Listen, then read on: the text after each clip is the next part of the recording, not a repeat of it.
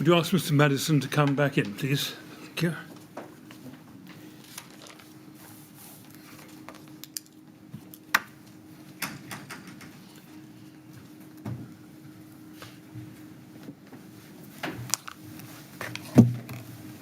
All right, Mr. Maddison. Oh, yes, you'll need that. Do you want a clean one? No, it's fine. Thank you. Ready to carry on then? Sure. Thank you. Yes, Mr. Millett. Mr. Chairman. Mr. Maddison, I want to turn to the topic of X-over now, please. When you started in your role at the TMO in January 2013, X-over were already appointed on the Grenfell Tower project, weren't they? Yes. And we've heard in evidence from a number of witnesses that they were appointed to produce a strategy for the existing building and a fire strategy for the refurbishment works, called the upgrade works. Do you remember that? I don't, but I'm aware of their role, yes. Right. When you joined the TMO, did you understand that that was the position? X-over were appointed, or had been appointed, to produce 2 fire safety strategies? I wasn't aware they were producing 2. I'd understood that they were producing a strategy for the existing building. But not for the refurbishment? As I say, I didn't have any direct sight of what they'd been commissioned to do. Right. Can we look at a document? LBI 50982. This is the pre-construction agreement with Leadbitter, dated the 7th of December 2012. Do you recall seeing this agreement when you came into the project in January 2013? No. You don't? No. Can we just look at 1 or 2 provisions in it? Can we look at, well, if you didn't look at it, I don't suppose I can ask you to look at specific provisions in it, but do you remember knowing at the time that the TMO and Leadbitter had agreed that Leadbitter would procure fire engineering services? No.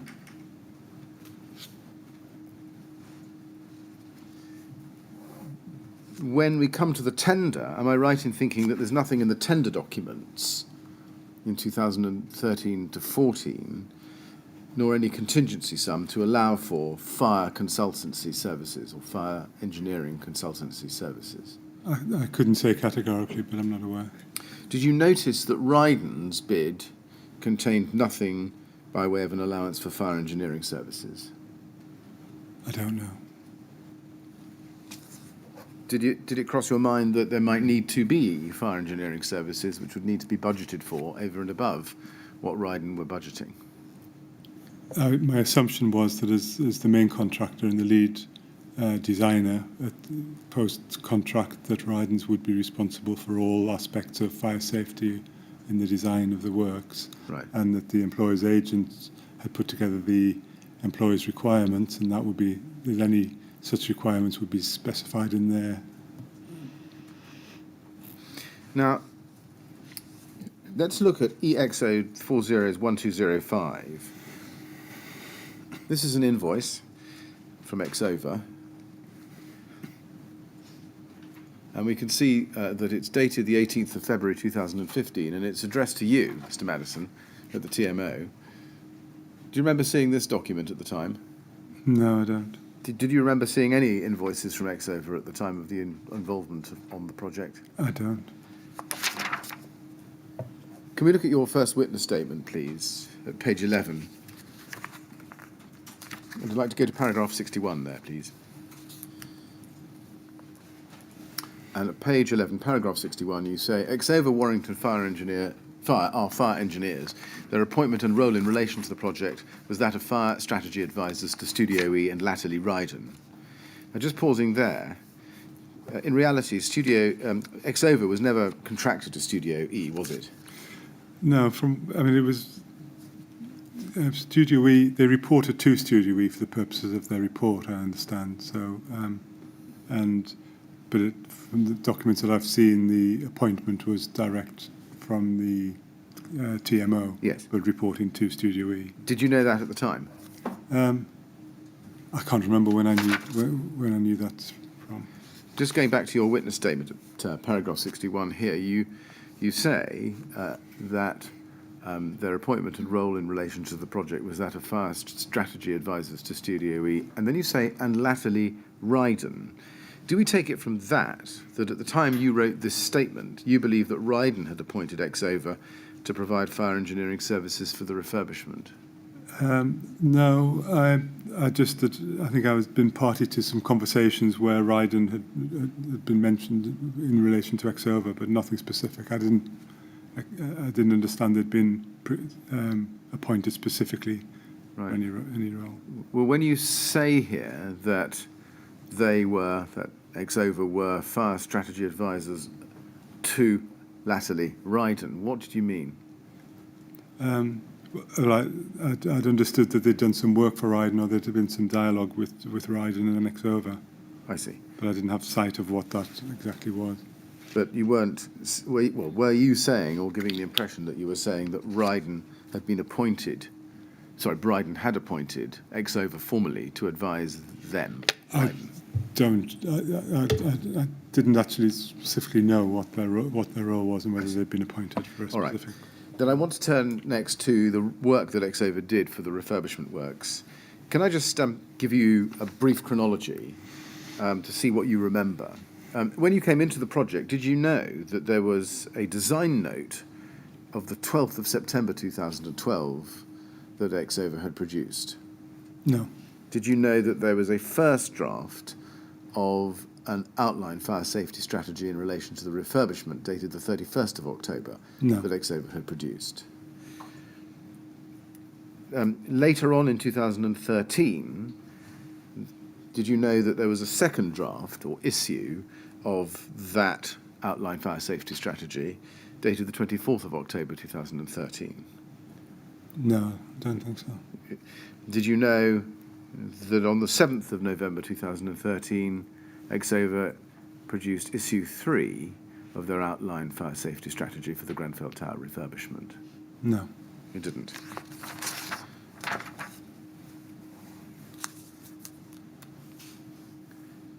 Can I take it then that you, at the time of your involvement, you never knew about or saw any of those reports or strategies I've just referred you to? Not that I remember. I had no contact with Exover at all.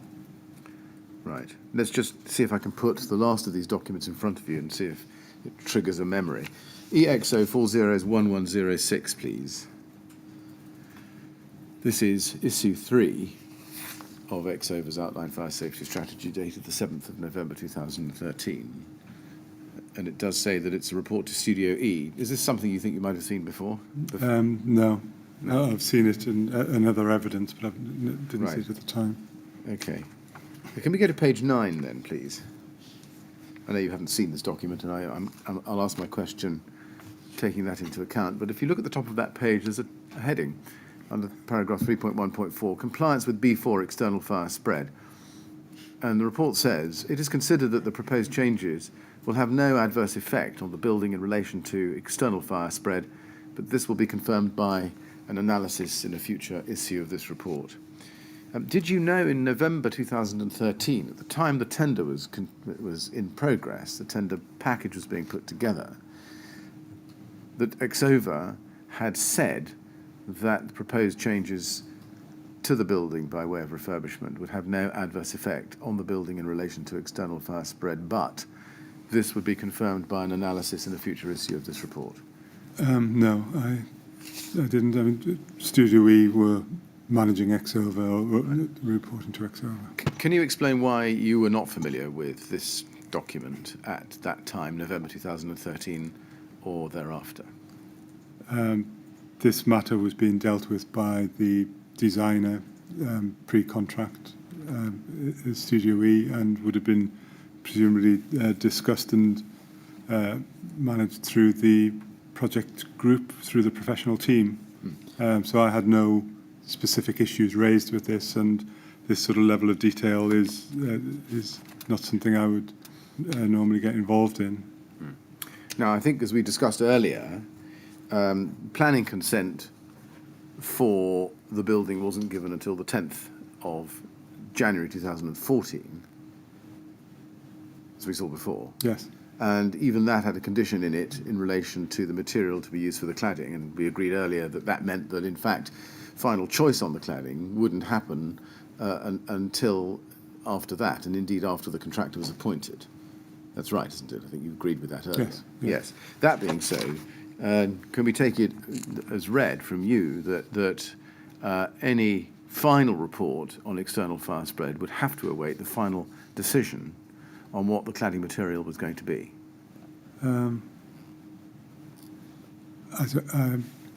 Sorry, could you repeat that? Yes. I mean, let me try it a different way. Did you know at the time, let's say between November 2013 and the spring of 2014, that whatever the position, no fire engineer could report on the risk of external fire spread until they knew what the material to be used in the cladding was going to be? My assumption was, well, my understanding was that the designer, pre-contract designer, was responsible for the design up to tender stage, and that they were responsible for ensuring that any design complied with building regulations, including including the context of fire strategy. And then post-tender, Ryden, as main contractor, took on that responsibility. Yes. And consequently, Mr. Maddison, did you have any expectation, after Ryden had been appointed, that you would receive, or somebody in your team at least would receive, a final fire safety strategy for the refurbishment, which did take into account the final decision about what cladding material would be used? I'd had no sight of any of the Exover report, so I'd understood this was a piece of work that was being managed and cliented by Studio E, the architects and the lead designer. Yes, I'm not quite sure that answers my question. My question was really whether you at the time had an expectation that you or someone in your team would see a final report which did express an opinion about the safety of fire spread on the external part of the building once the final cladding material had been picked. As I'd had no sight of this, I didn't have that expectation myself. Let's go to ART 402256, please. These are the minutes of the contractor induction meeting of the 1st of April 2014. And we can see from the cast list that you were present at that meeting. You're the first name on the list there, as well as Claire Williams and Peter Gibson, David Gibson. Excuse me. When you go to page 4, please, in that document, you can see item 5.3, and this is under the title or heading Novation of Designers. 5.3, Exover completed the fire strategy at tender stage. They have not been novated, but SL will contact them with the view of using them going forward. Now, just pausing there, do you remember a discussion at that meeting, it was the first meeting with your contractors, about Exover? No. Right. So do I take it that this note is something that you just simply don't remember? I don't remember it, and there was an action for Simon Lawrence from Ryden. Right. Now, it says here, Exover completed the fire strategy at tender stage. Given that at that point the cladding wasn't decided, do you agree that Exover couldn't have given any useful advice on the cladding at this time, let alone completed the strategy? I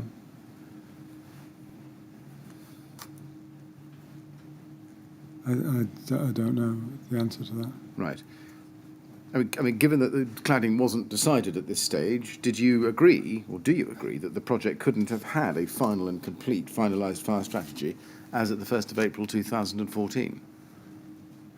I'm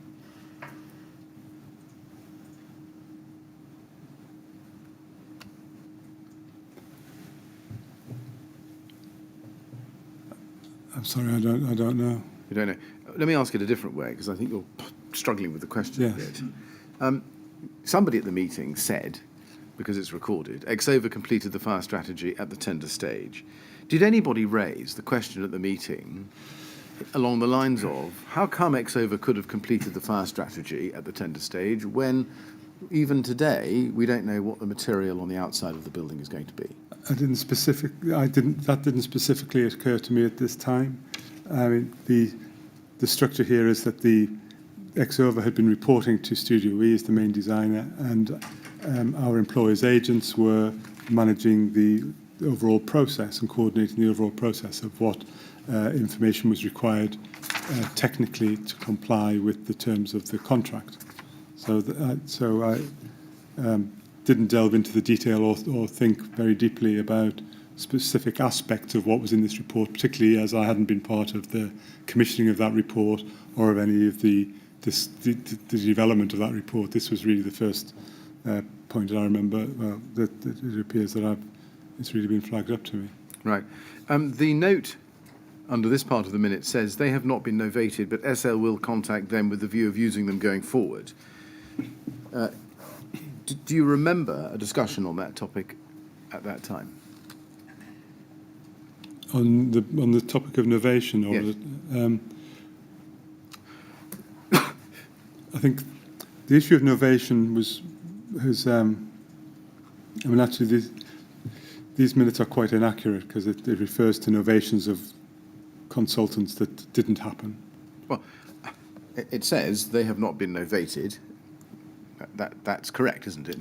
That's correct. Yeah. But above it says that Studio E and Curtains have, and Studio E weren't novated to Right. Horizon. And then it says SL will contact them with a view of using them going forward. Yeah. Was there a discussion about what Simon Lawrence would do by way of using Exova going forward? I don't recall that now.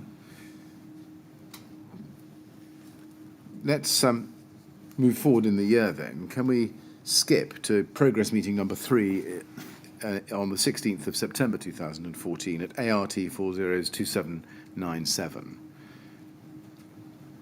And we can see from those minutes that you are there. You're the third attendee down on the list. And if we skip to page 2.1.4, at the top of the page, we can see this action. Point 1.4, top of the page. SL to appoint other consultants to include fire after the main subcontractors are on board. You remember that? And then if you look a little bit further down, it says SL confirmed that his M&E and facade contractors are on board and investigations are underway. Do you remember whether there was any discussion at that stage, given that the facade contractors were by now on board, that Simon Lawrence was to appoint a fire consultant? I don't recall. I think my understanding is that our employers' agents are managing the technical aspects in the delivery of the project and managing the relationship with the contractors and their obligations under the contract. So I'd be expecting Studio E, who are minuting this meeting and leading this meeting, to be taking that forward. Did it occur to you at this meeting to ask why Simon Lawrence hadn't investigated using Exova going forward, as had been indicated in the 1st of April minutes? I don't remember this conversation. Because you see, this is now September and some months have gone by. Did it not occur to you to raise that question? That didn't occur to me, and my expectation is that our employers' agents will be managing the relationship and the compliance of ridings with the employers' requirements. Right. Take it from me that the same action, word for word, is minuted in progress meeting number 4, the minutes for that meeting of the 21st of October 2014, and that's just for reference purposes, ART 403067 at page 2. Now, Mr. Maddison, you weren't at the meeting, but you were on the circulation list for that.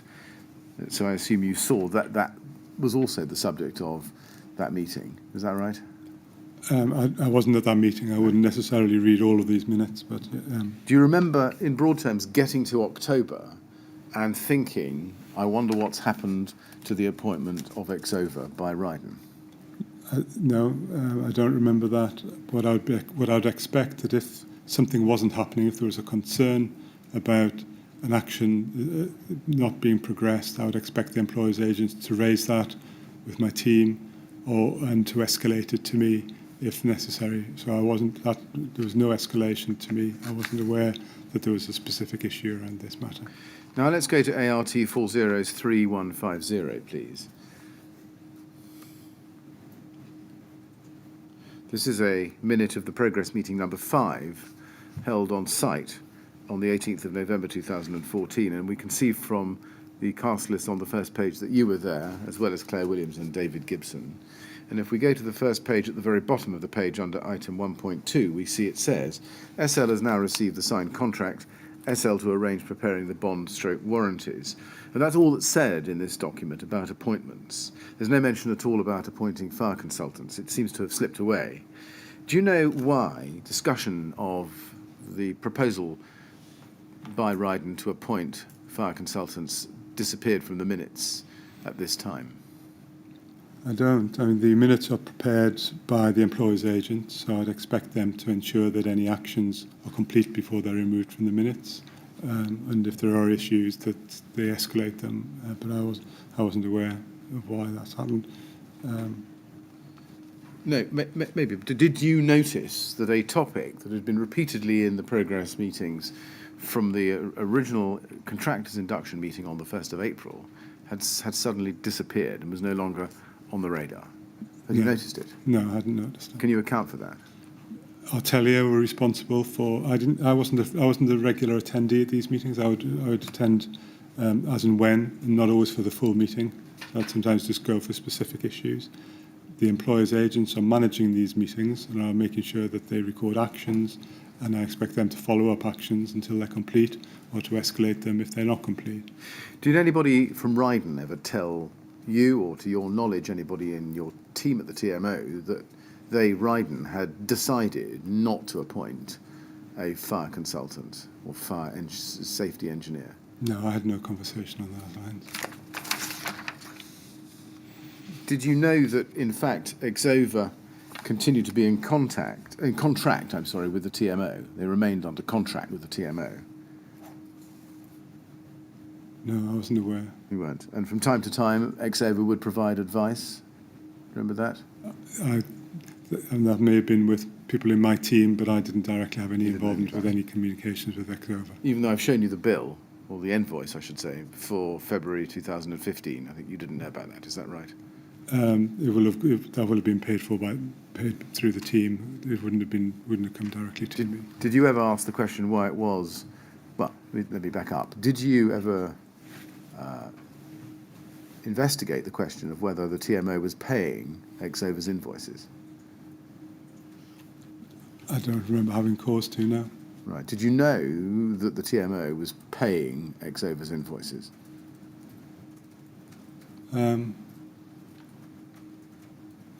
I didn't have any direct involvement with Exova at all on any form.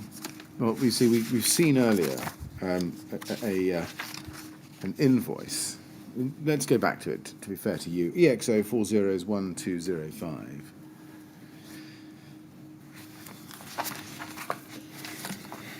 And this is an invoice which was delivered to your email address. Do you see that? And it's clear that it's an invoice dated the 18th of February 2015 in respect of upgrade works, and is an invoice for the sum of £141.60p, including VAT. It's not a very large sum of money, I accept, but it's in relation to consultancy services provided on the Grenfell Tower project in November 2014. Can you explain what you thought this document was for?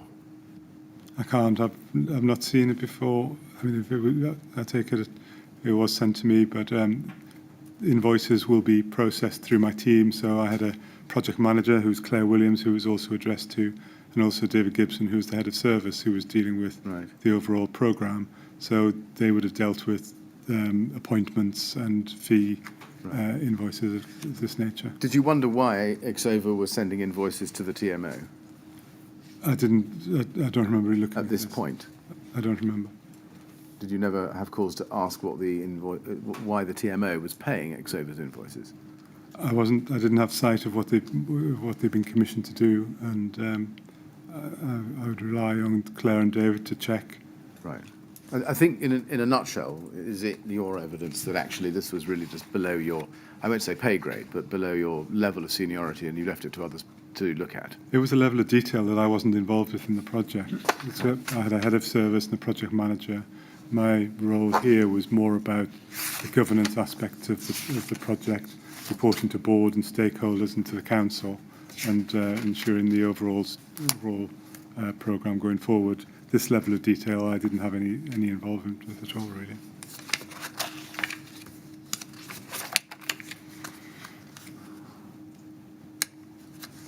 Did it occur to you at the time that Exova were doing work on the project on an ad hoc basis, in other words, a basis from time to time, as and when asked?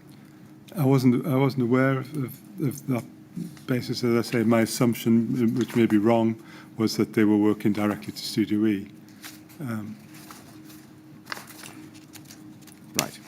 Can I then turn to a different topic, which is a very specific topic about Ryden's role in dealing with residents, as part of a wider topic with resident engagement, which we'll come back to, I think, in Module 3 in more detail. But on this specific topic, I just want to take you to your first witness statement at page 24, please, paragraph 125.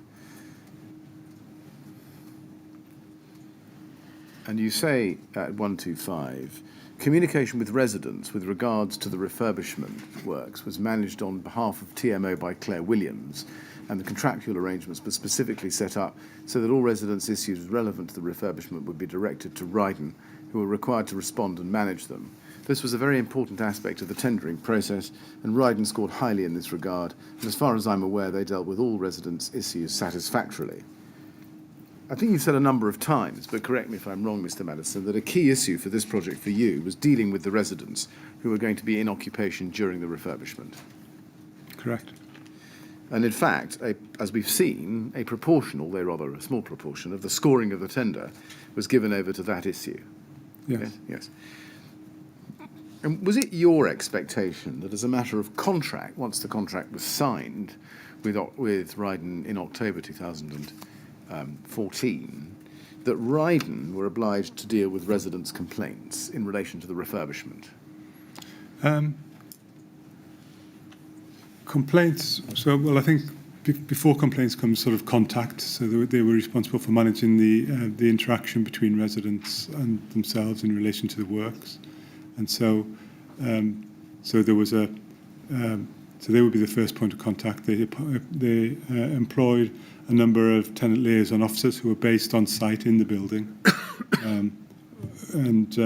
so they would be the first point of contact, and they were basically liaising with residents about what was happening, what was coming up in the works, distributing information, making appointments, and being the first point of contact for any issues that need addressing.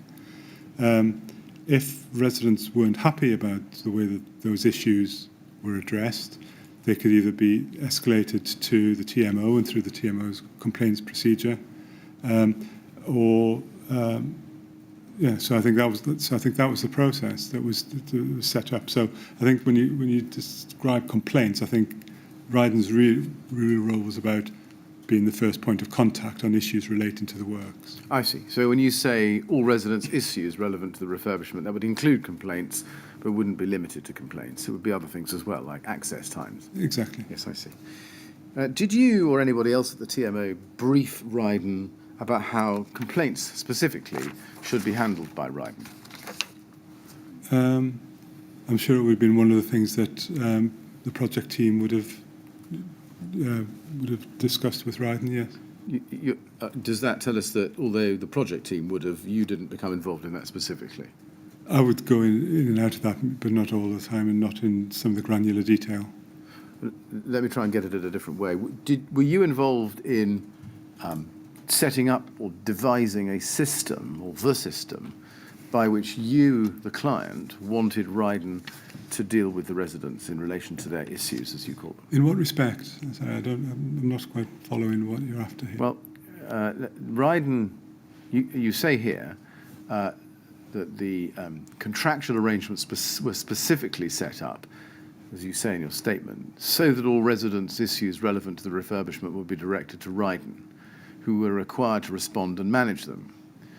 Now, that indicates that there was a specific system established by the TMO which Ryden would operate when responding and managing residents' issues.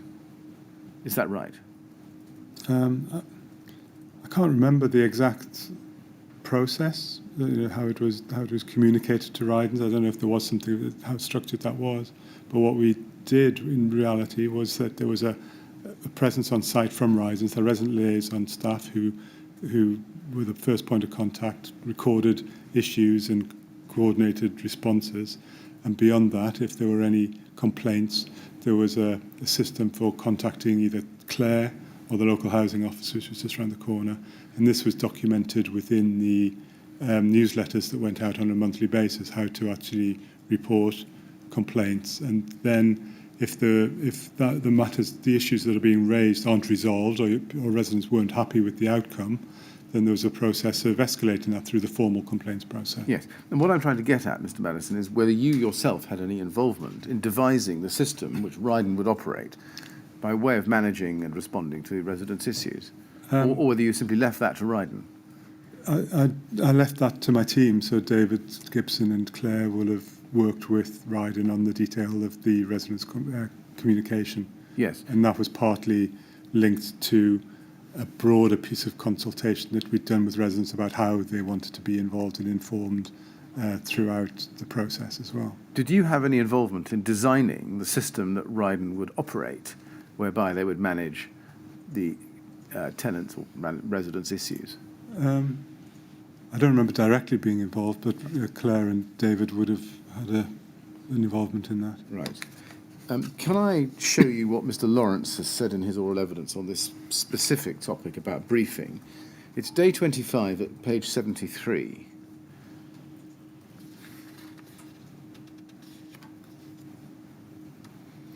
And I'd like you to look, please, at lines 3 to 6. The question that I asked Mr. Lawrence there was this: had you been briefed by the TMO about what you describe as the rebel residents? Answer: I think we were made aware from the TMO that there was quite a strong resident voice within Grenfell. Yes. What information had been given to you that allowed you to form the impression that some of the residents were rebels, in your words? And he says, I think at that stage there was a group that printed posters, stuck them on their doors, and refused to allow access for the works to be carried out. And he goes on to say the main discussion was about the HIUs. Now, in your witness evidence, you didn't describe the residents as rebel residents. And my question really is, do you know where Mr. Lawrence would have got that expression from? I don't. It's not a term that I would use, and it's not a term that I would expect any of my team to use. Right. Do you know which group or groups of people Mr. Lawrence was referring to when he used the word rebel residents? I don't. It looks like he's talking about the posters that were posted up through the block, but I don't know.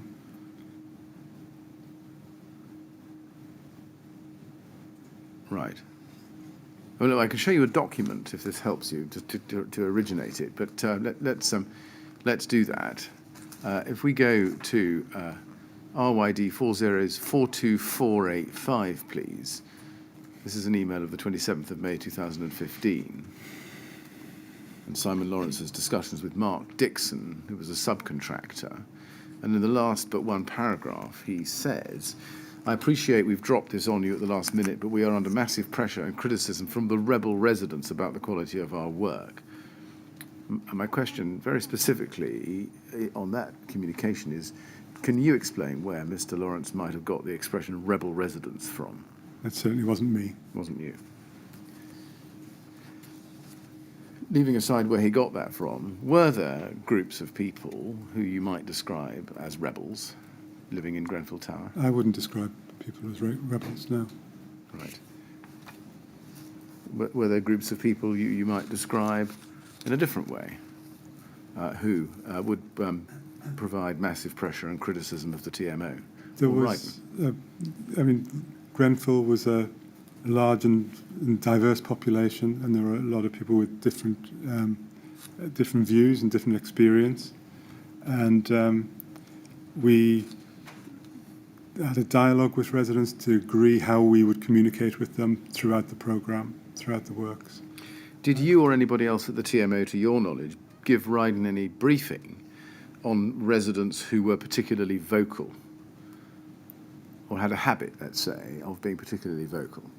Well, what we'd done, what I was going to just go on to say is that we'd recognised the diversity of the community here and wanted to put together different ways of communicating that were appropriate for everybody in a different way. So so we consulted residents on how they wanted to be consulted, and we put in place a flexible approach so people could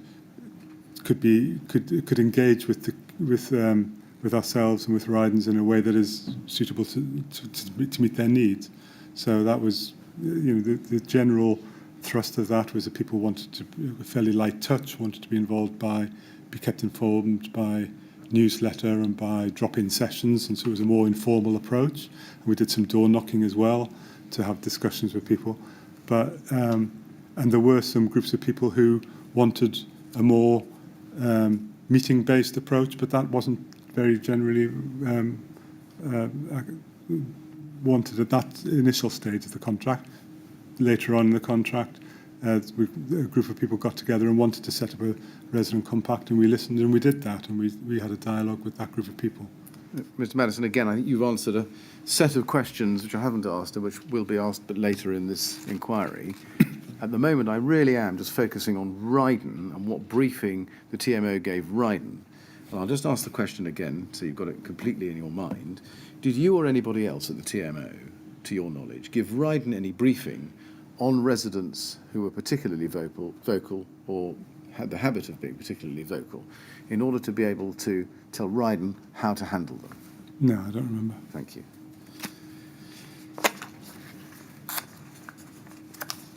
Can we then turn to a different topic again, which is CDM regulations? Did you know that for most of the project, the CDM regulations 2007 governed? Yes. And that those then changed in 2015? Yes.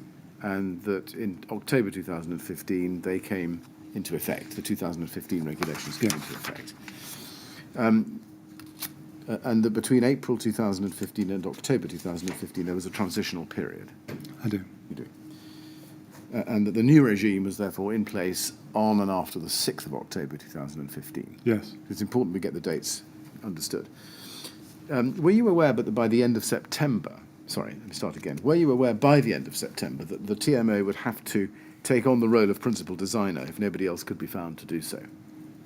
I can't remember when I exactly first learned this, but it was shortly before the 6th of October deadline, so it may have been September. Now let's go to ART 406731, please. These are the minutes of progress meeting number 15 on the 18th of September 2015.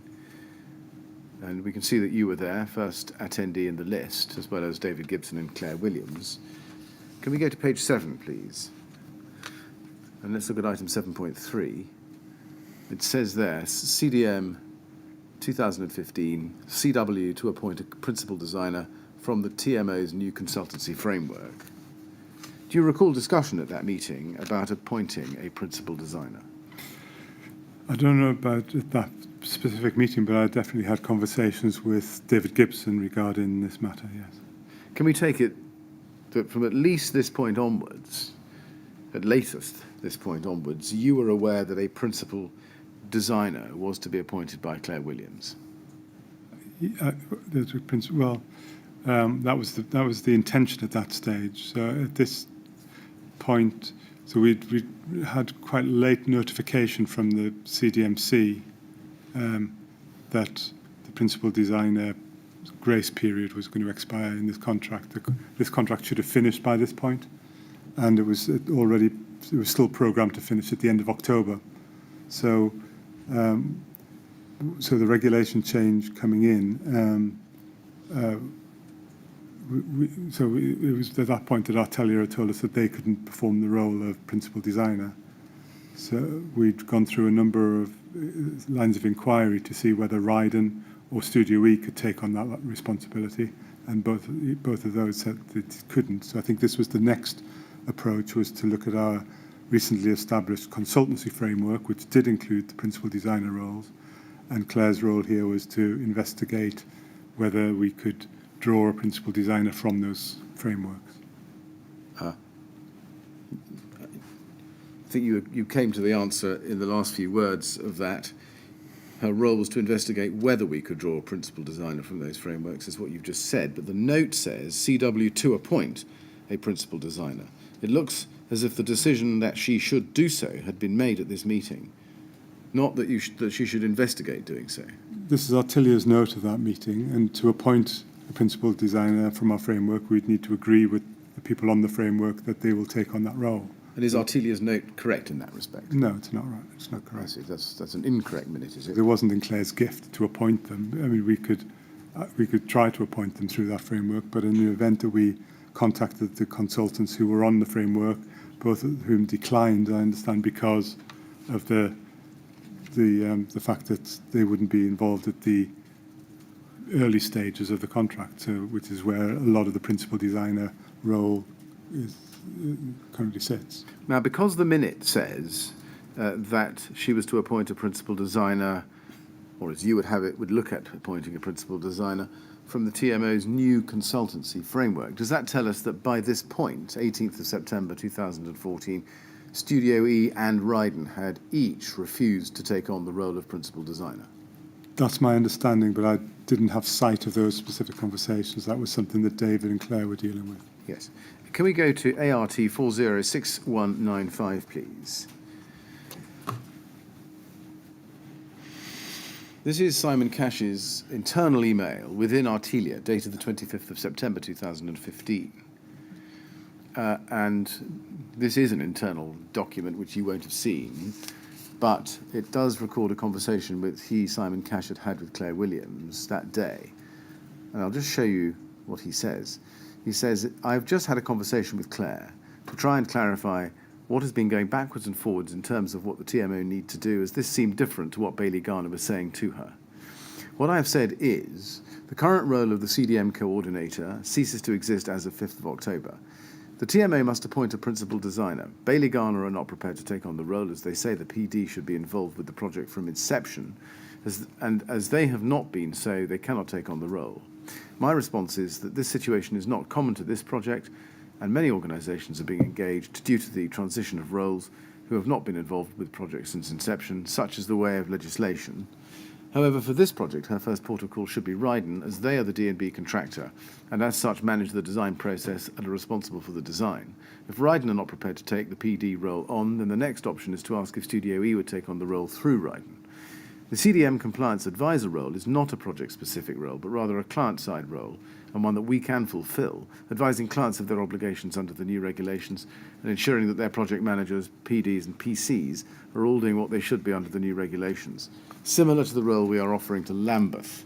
Claire is now much clearer as to what she's supposed to be doing, and hopefully will now be able to sort things out. Now, Mr. Maddison, I've read that rather long email out to you in full, because I want to ask you a number of questions about it. First, did she pass any of the advice that Mr. Cash says that he had given her to you, on to you? No, I had conversations with David Gibson on this matter, so I'm assuming that Claire would have spoken to David as her line manager. Oh, I see. Did David Gibson then pass on to you what Claire Williams would have told him that she had been advised by Simon Cash? I'm not sure I follow that question, but we had a conversation along the lines of what is contained within Simon's email. Right, well then you've understood it and answered it. So when did you have that conversation, do you think? Was it before the meeting of the was it, in reference to this document, when did you have the conversation, do you think? It would have been around this time. Right. The issue emerged very close to the deadline. There wasn't much time. So through the chain of command, you learnt that this advice had been given. I didn't know that this. Well, I didn't know that it was come from this advice. I knew there'd been a conversation or a dialogue between Simon and David. I didn't know what form that took. I see. Did David Gibson tell you that Artelia had offered to provide the services of a CDM advisor, CDM compliance advisor? This was what I remember was the outcome was that Artelia had offered to. My understanding with I don't remember the term CDM compliance advisor specifically in my conversation with David. What I remember was that his solution to this overall problem was that Ryden would put together the documents for the CDM file, and that Artelia would offer support if any design issues emerged in the short term and in a compilation of the CDM file. So I'd understood that we were retaining Artelia. Did you ever consider whether to appoint Artelia a CDM compliance advisor yourself? I didn't specifically, but I understood that they were being retained in a supporting role to help through as this principal design role had defaulted to the TMO.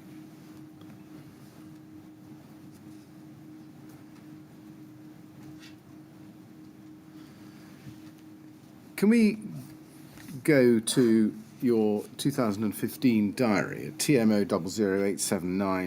00879-776, please? And I'd like to go in that document to page 57. This is the entry for Wednesday, the 30th of September 2015. And if on the left-hand side of the page, if you see there the words Simon Cash, principal designer, and then it says something after that. Can you tell me? It looks like it's this retrospective. Principal designer, something now. What's the something? From November? Oh, from November. Or right. from now, maybe, yeah, could be. Either from now or from November, right. And then, is this retrospective? Speak to Trowers. Is that right? Yes. Does that entry there reflect a conversation that you had with Simon Cash, or was it notes in advance of a conversation with him? I don't remember. But I don't specifically remember. Right. When it says principal designer from now or from November, what does that mean, or what did that mean? I guess it's about clarifying who was taking on the principal designer from now, or is it? I mean, It may well be now. it could be now. Yeah. Yes. And who was that to be at that point, 30th of September?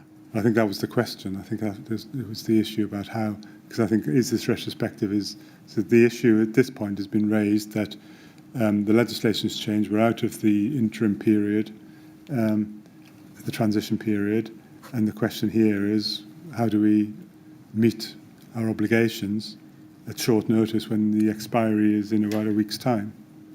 So I'm sorry. No, sorry. I can't remember whether I spoke to Simon Cash or whether I may have spoken to David, who may have spoken to Simon Cash. Right.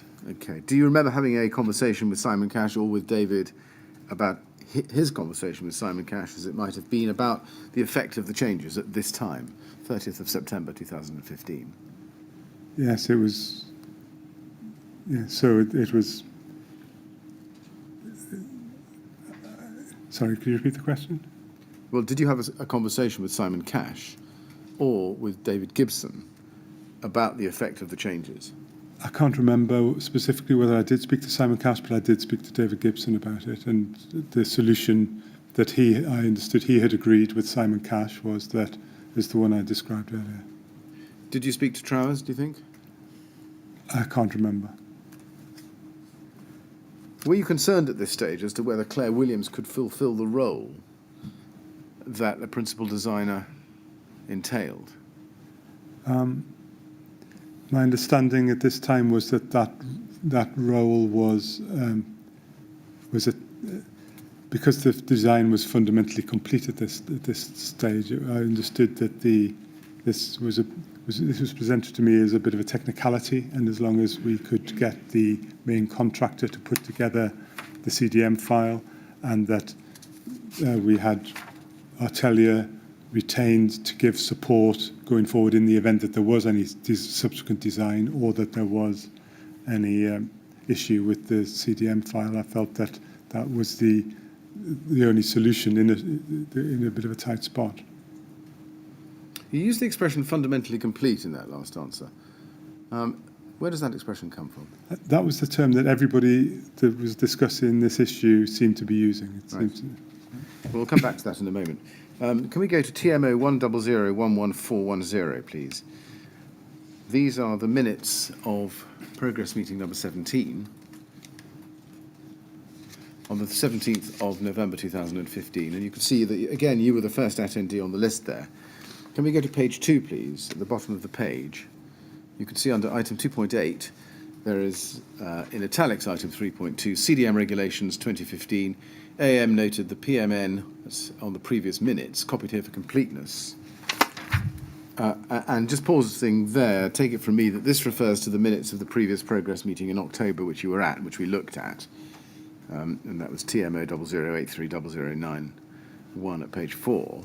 And if you look at the note, the PMN says, and it's copied from the last minute, under the 2015 regulations, if the PD appointment finishes before the end of the works, then the principal contractor takes on the PD role.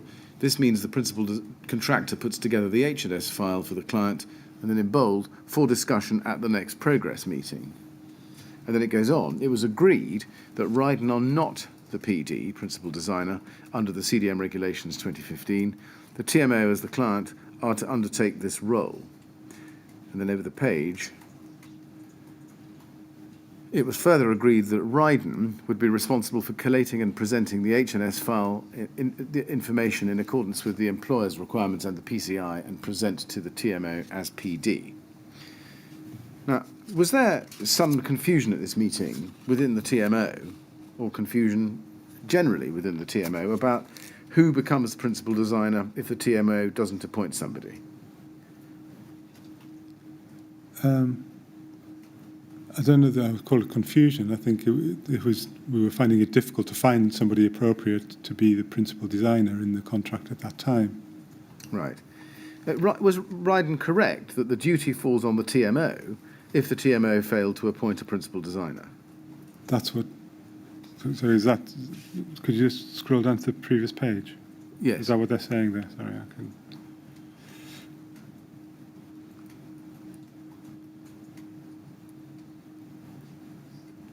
Does it say that? Sorry, where does it say that? Well, I'm after your understanding. At the bottom of the page, it said, Ryden are not the PD. The TMO as the client are to undertake this role. Did you think that Ryden was right? Or rather, did you think it was right that if Ryden didn't take on the role, then the TMO would have to? I don't know that it's Ryden's. I mean, Ryden was saying that they didn't or couldn't take on the role, and in the absence, so we'd Ryden's Studio E, the consultants on our principal designer framework had all said they couldn't do it for a variety of reasons. Artelia had also said that they couldn't. So by default, the principal designer role was going to end up with the TMO.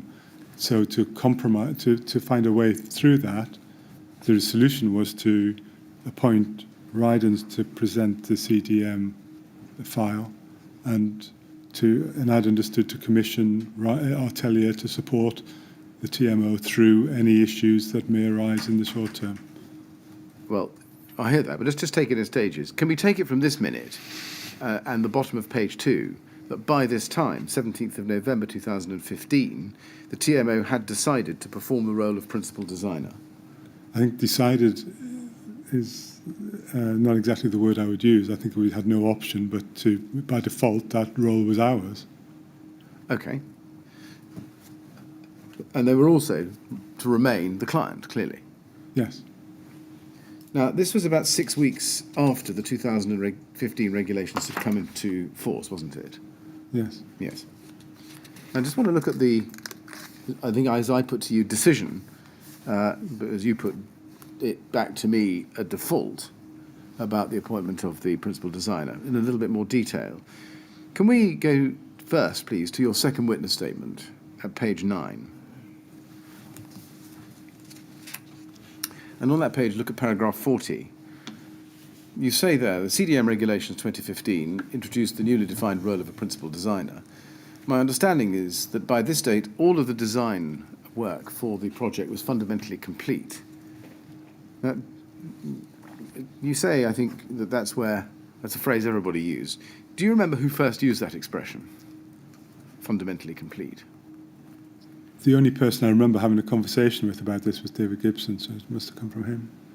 Right. You see, the expression you've used in your statement, it seems to be a reference to something said in the October 2015 progress meeting we saw earlier. Can we just go back to that? TMO 00830091 at page 4. item 3.2. We saw it before.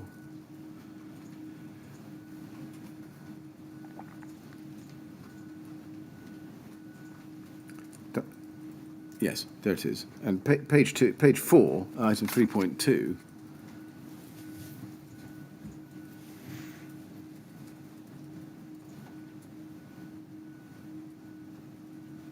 I'm so sorry. That's my mistake. It's page.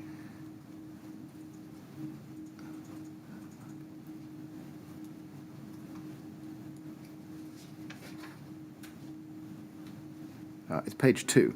I'm sorry. Under item 2.8.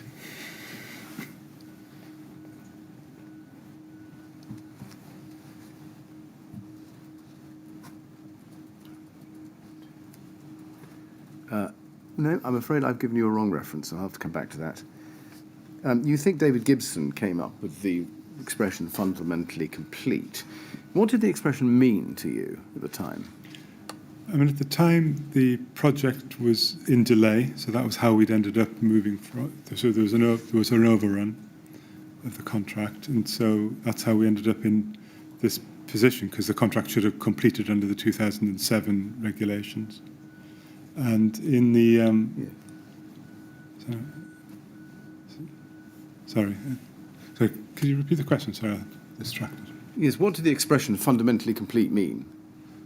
So yes, the contract was in delay, and it was supposed to be finished by the end of October that year, but so there was very little design work required at that time, because a lot of the principal design and the CDM coordinator roles are about the pre-planning of works and ensuring that the correct teams are set up and the practices are set up and established. That had all been done, and really we were in the very last stages of the delivery of this. The contract at that time was supposed to have been completed by the end of October. I know in reality that went on for substantially longer than that, but we were, even at that time, we were being told that the contract was about to finish. So there was no design work, is what I understood. Why would the design being fundamentally complete within the meaning of that expression you've just given us have any impact on the appointment of a role specifically required by the 2015 regulations? Because the role of principal designer is a lot about the pre-planning of the design aspects of the work, and a lot of that part of the role had already been complete by the time of this change of regulations, and we'd understood we were sort of very close to the end of the contract, let alone doing any design work, so it was really just finishing things off. Can you go back to your statement, please, second witness statement, page 9, paragraph 40, where you say in the third line there, "It is also my understanding that it was not possible to find a consultant or contractor to take on the role given the advanced stage of the works." Now, we've heard in evidence that the TMO asked both Studio E and Ryden, and they refused. And Artelia. Well, can you just bear with me?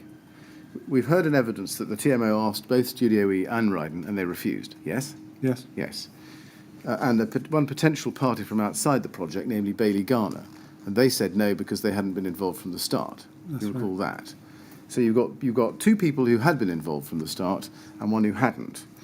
Did that not tell you anything about what the role might have entailed? In what way? Sorry. In the way of what was involved. I don't understand the question. Why did you think Ryden and Studio E were refusing, given that they had in-depth knowledge of this project and specifically its design right from the outset?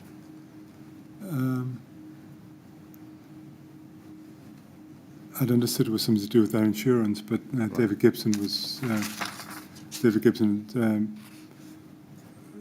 think David Gibson and maybe Artelia had that conversation with Ryden's, I think.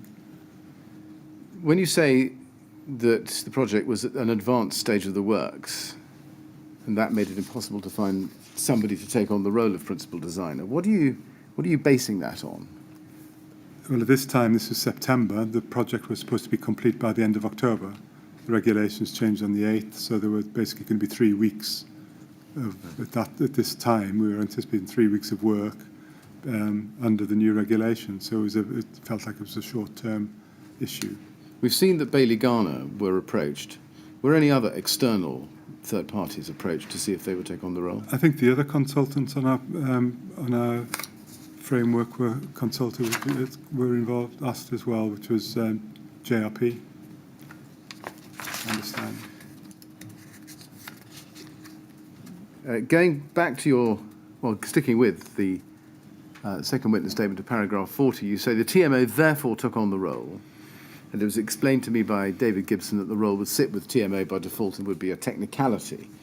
You say a technicality. This is a role, principal designer, isn't it, which is required by statute? Yeah. Yes? Yes. Why would you think that it was a technicality? Well, so what I was trying to convey there was that the works were largely complete, and the responsibility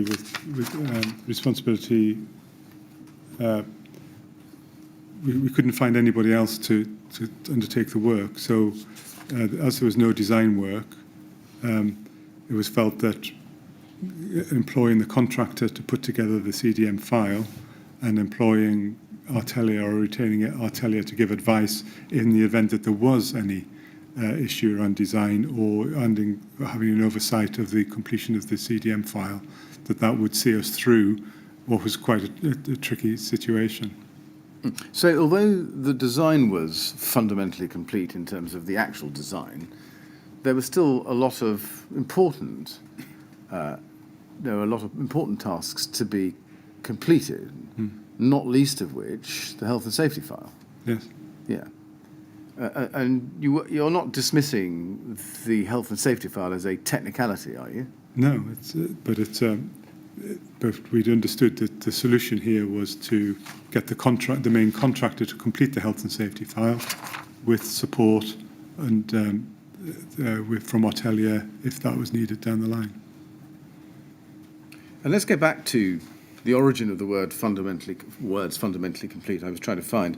Could you go to ART 405066, please, and go to page 4 in that document?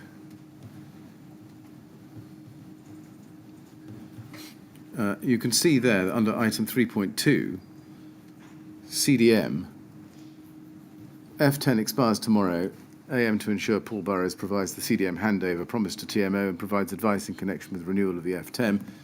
The project team confirmed that the design is fundamentally complete. Do you remember who said that at the meeting? This is October 2015. I don't. But it came from your side, did it? The TMO's side? No, I think this would have come from I think I would have come from someone at Artelia. I see.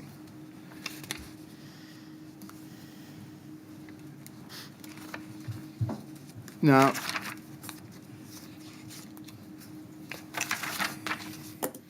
if we go back again to your second witness statement, please, and look at paragraph 40, you say there that the TMO also agreed, this is in the last sentence, the TMO also agreed with Artelia that they would give advice in the unlikely context that further design work was required. How did you come to understand that? Through my conversation with David Gibson. So there'd been a number of conversations I'd had. So at each stage of approaching different consultants and different parties within the existing professional team, David would report back on progress or lack of progress in terms of making an appointment. And so David reported to me that Artelia would provide support going forward if needed. What advice did you think Artelia would give if further design work was required? I don't know. I didn't have that conversation with David. I'd understood that there was an agreement that would resolve the matter going forward. You say the TMO also agreed with Artelia. What did you agree with Artelia? I didn't personally. David Gibson was talking to Artelia, and I understood that there was an agreement in place. It may have been the CDM coordinator that you were referring to earlier. Do you mean CDM, a compliance advisor? Yes, that's right. Right. When you say without qualification, the TMO also agreed with Artelia, that's pretty unqualified. That's what I'd understood. Well, you don't say that, but can I just get to the bottom of what you did understand? You understood from David Gibson that he had agreed that Artelia would act as CDM compliance advisor. Is that what you're telling us? As I said earlier, I didn't know it was called a CDM compliance advisor. I'd understood there was some service that had been offered by Artelia, and I'd understood that was taken up. In fact, Mr. Maddison, the TMO refused that offer. Did you know that? I learnt it through the inquiry. I see. So you didn't know that until after you'd signed this statement? Yes. Right.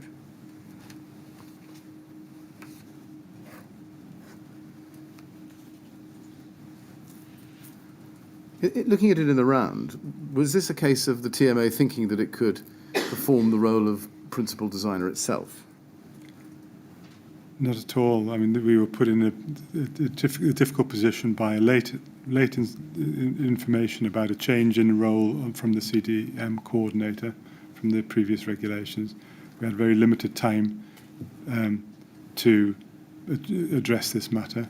We tried multiple routes to try and find an alternative. I'd understood that we had come across an alternative, and that's where we got to. But it certainly wasn't my ambition. My role here, I've always been really clear with my team as well, that we are a non-technical client. We expect to buy in expertise on the technical aspects of these roles, and that's what I would expect to do here too. Now, I think you'll agree that the CDM legislation is aimed at health and safety specifically, isn't it? Yes. And I think, as you say in your witness statement, the purpose of it is to ensure that all parties appropriately consider health and safety issues during the development of construction projects. Yes. Does that mean that it was within Janice Ray's remit?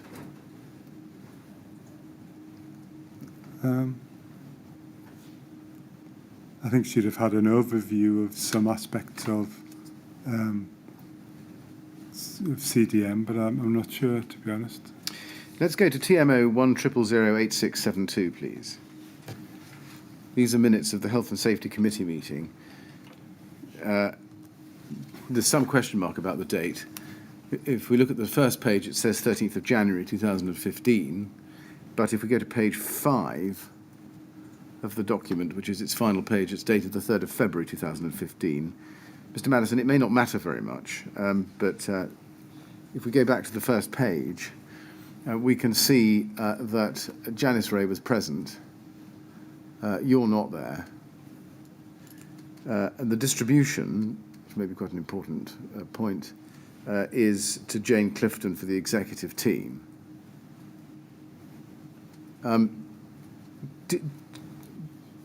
Did this also go to the Health and Safety Committee, this kind of minute? This is the Health and Safety Committee. Yes. Did it actually go? Did each member of the Health and Safety Committee get a note of this? Get a note of these minutes? I don't know. Right. Were you on the Health and Safety Committee at this time? This was the period before Barbara Matthews joined, and a couple of my team members were at this meeting. Yes. But so Alex Bosman, I think. And John Bora. And John Bora. Right. But I wouldn't necessarily attend these meetings, but I subsequently did. Would Alex Bosman or John Bora bring back to you the minutes such as these generally at this time? Not specifically necessarily, right. No. Now, if we stick to page 1, you can see that there's a table with the column header main points for consideration by executive team. Do you see that? Yes. And would executive team include you? No. It wouldn't. Look at item 2, Construction Design and Management Regulations 2015. And it says the Construction Design and Management Regulations are changing in April 2015. As they have yet to be published, we cannot be absolutely clear on what they will require, but they will place greater responsibilities on the client for the H&S of projects. Additionally, the role of the CDM coordinator, who was appointed by the client to assist with policing the project, is to be deleted. Janice to discuss the impact on the TMO with Jenny Jackson and David Gibson. Now, of course, this isn't specifically in the context of the Grenfell Tower project, it's general, just to make that point. But then moving on, if we go to page 4, please, we can go to the top half of that page, item 7. And it says there, Construction Design and Management Regulations. The CDM regulations are due to change in April 2015. An information sheet regarding the proposed changes was circulated, and Janice highlighted one of the major changes is the removal of the CDM coordinator role and the increase in the client's responsibilities / duty. Now, I think you said that you didn't recognise this document and perhaps hadn't seen it. Do you recall seeing an information sheet such as that referred to under item 7.1 there? I don't at this moment, no.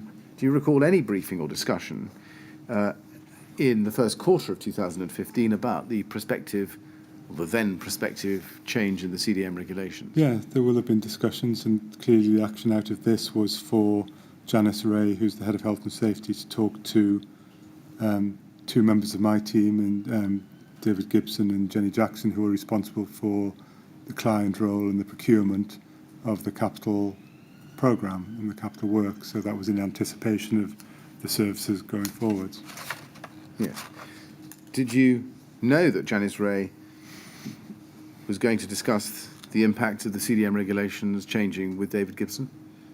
I don't recall that conversation, but it would seem my team had a close and ongoing dialogue with Janice Ray, and that would seem the sensible place for the conversation to be happening. Would you expect Janice Ray to keep people like David Gibson up to date on the changes in the CDM regulations as they happened? Yes, and that's how the relationship worked, yes. And in turn, would you expect David Gibson and indeed Claire Williams to go to Janice Ray about health and safety questions if they had any? Yes. Yes. So would you say it was routine for Janice Ray to keep your team informed about changes such as those to the CDM regulations? Yes. Yes. So does that tell us that within the TMO, and specifically within the team responsible for the Grenfell Tower project, your team knew in the first quarter of 2015 that there were going to be changes to the CDM regulations? Yes, and we'd put in place arrangements to cover that. So in the context of the procurement of our frameworks, that we had procured principal designers for the CDM role. So does this tell us that at no stage did the project team working on the Grenfell Tower project within the TMO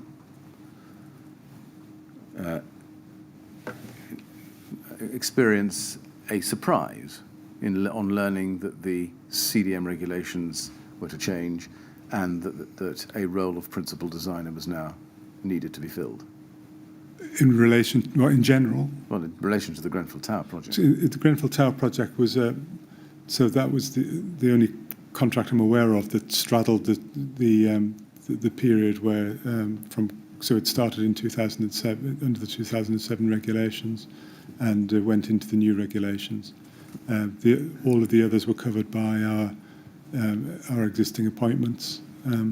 So this was the only one I'm aware of where it went through the interim period, and as a result, I mean, I think there's probably a wrong assumption that Artilia would carry on the role of principal designer or take that role through on the Grenfell project, but they didn't advise us on that until September, and that caused a challenge to try and put some arrangement in place that would cover that interim arrangement. Well, let's just take a run up to that last answer a little bit more.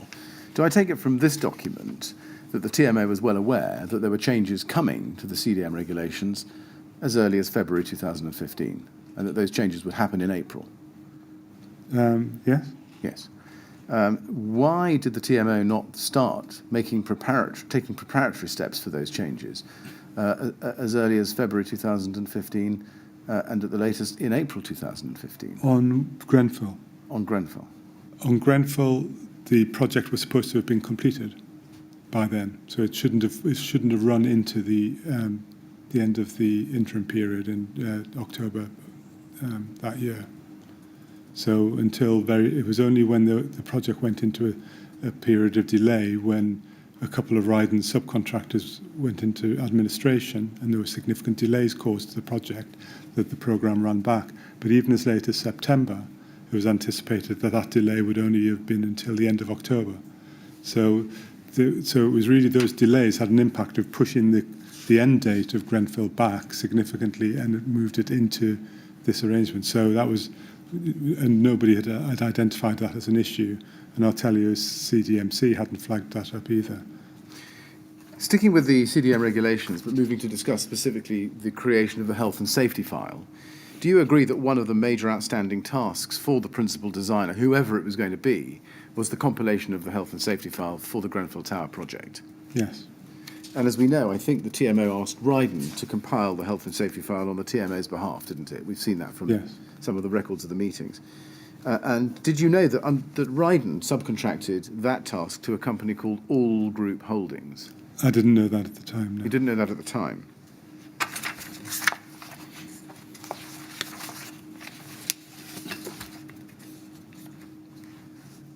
Did you know at the time that even though Ryden had taken on the job of compiling the health and safety file, the TMO remained the principal designer? Yes. And therefore responsible for the health and safety file being right? Yes. Yes. Does it tell us that the TMO therefore knew that it had to ensure that the health and safety file was reviewed, updated and revised in order to make sure it was up to date at the time the Grenfell Tower project completed? Yes. Did you appreciate at the time that by asking Ryden to compile the health and safety file, the TMO would still have those obligations I've just identified? Yes. Are you aware if anyone at the TMO reviewed the health and safety file produced by All Group Holdings? I assume that Claire Williams did. Right. Mr. Chairman, I've come to the end of that topic. I've got one topic and possibly another topic to cover, which are quite short, I think.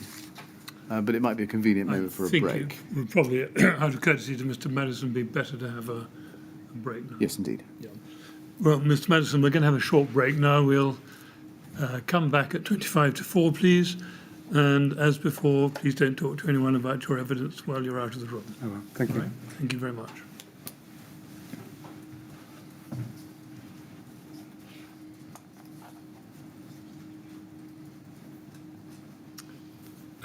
Thank you. 25 to 4, please.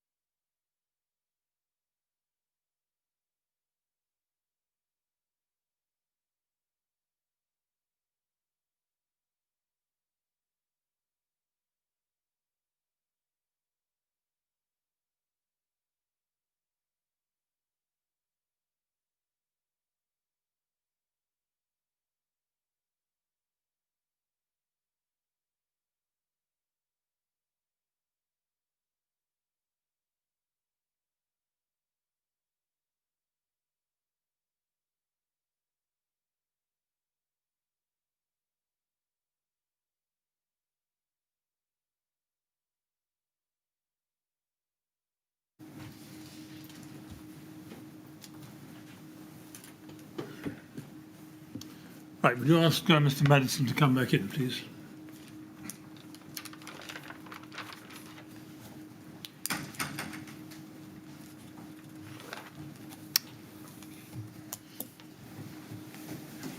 All right, Mr. Maddison?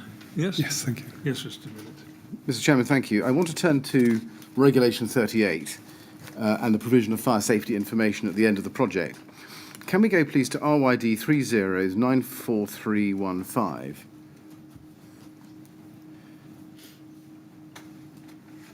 And I want to look at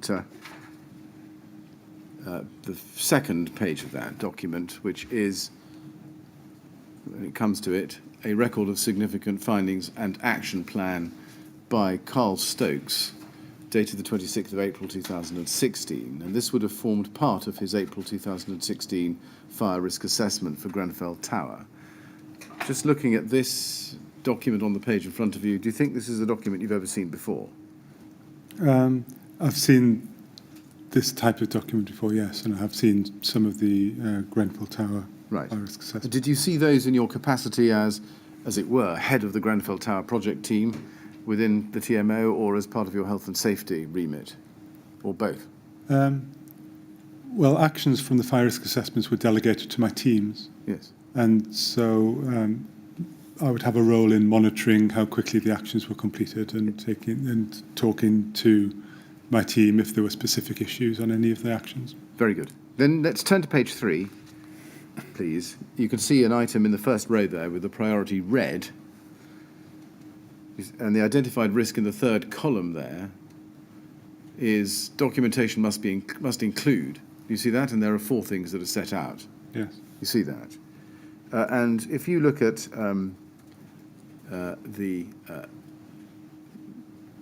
identified risk or hazard to start with, it says, when the construction stroke refurbishment is completed on this building, all information as required by the building regulations, and it's bold, must be handed over to the TMO by the contractors before they hand over the areas now under their control. You see that?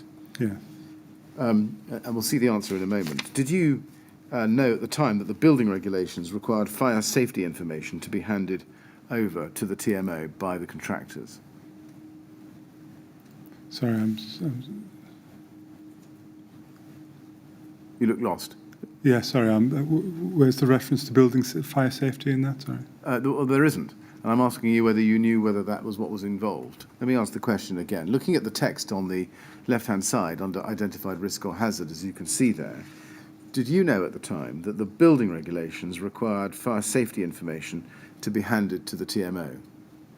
By the main contractor? By the contractor. I don't think specifically I knew that, no. Right. Had you ever heard of Regulation 38?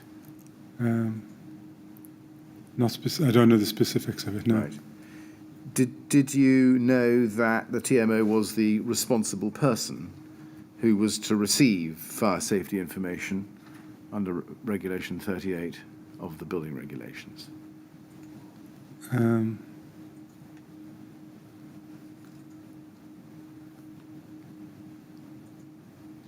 I don't know who the responsible person was in relation to that. Right. Did you look into the question of what information precisely was to be handed over by Ryden to the TMO in order to allow the TMO to comply with the building regulations? Okay, so the way that the fire risk assessment process worked is that these were produced by Carl Stokes, who was our fire risk assessor, and he was cliented by Janice Ray. Janice Ray would then delegate out tasks to individuals within the organisation to be completed, and that's what was happening here. So I'm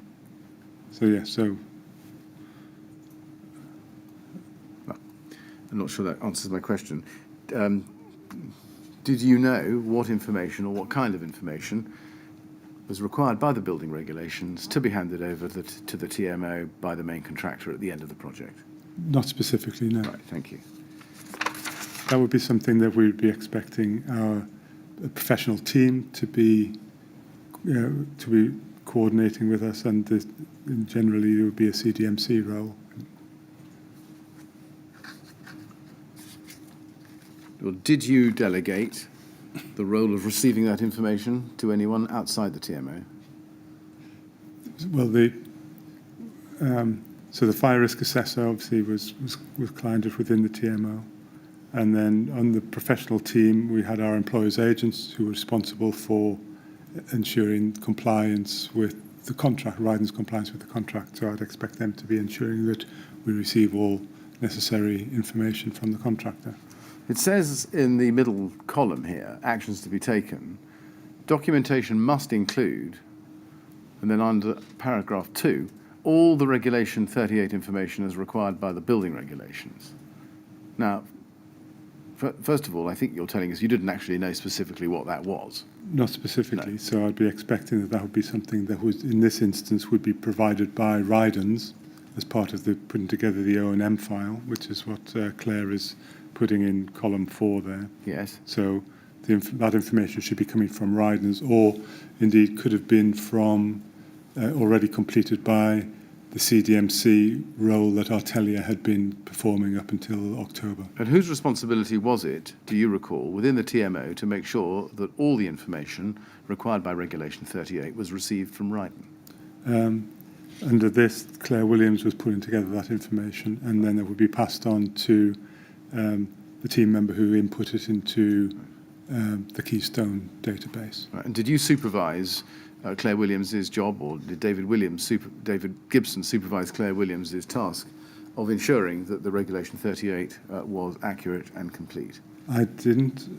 David Gibson was Claire's line manager, and as I say, as far as I understood, in terms of putting together the O&M file, that information was coming from Ryden, and there was a check that I'd understood at the time was in place from Artelia, which I now realise that appointment didn't happen. Now, this is April 2016. By this time, of course, the CDMC role had long gone, hadn't it? Yes. So there was no CDMC role. How could the CDMC be responsible for ensuring the completeness and accuracy of the Regulation 38 information required to be handed over to the TMO? Well, the CDMC should have been pulling together information up until the point that that role ceased, and then so my understanding was there would have been some information produced by the CDMC up to that point, and that would have been incorporated presumably into what was being produced by Ryden in the second part of this. And whose job was it to ensure, after the CDMC role had been abrogated, at the latest by the 6th of October 2015, to ensure that the Regulation 38 material being received by the TMO was full and complete in accordance with the building regulations? In terms of the responsibility here, Claire was taking on responsibility to check that, and I'd understood that there was a compliance check through Artelia. Who had told you that? David Gibson. Right. Did he tell you anything about the compliance check? I described the conversation earlier. It was about understanding that Artelia would give advice if there were any design issues arising, and would help give advice on any CDMC issues, on the principal designer issues in the compiling of the final report. Right. I take it from that answer you've got a conversation you had with David Gibson, but you can't give us any detailed evidence, can you, about precisely what the checklist involved? No. No. All right. I want to revisit, if I may, a topic we looked at this morning, which was what you told the board about the Ryden price.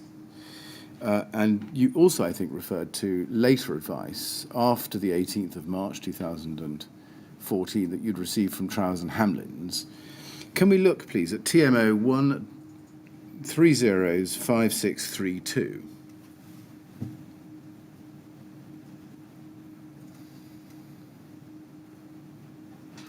This is an email from you of the 26th of March 2014 to Sasha Jevons, David Gibson, Claire Williams, ×2. And it says, please see below the advice received from Trowers in relation to procurement risk and FOI. Low risk of challenge and low risk of success. Regards, Peter. And then if we look down the page to the bottom of page 1, we can see that this is an email from John Ford at Trowers 2 days previous, 24th of March 2014, to you, Mr. Maddison.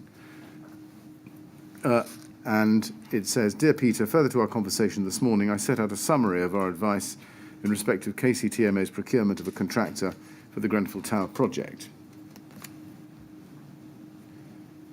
And can we turn to page 2 on the email?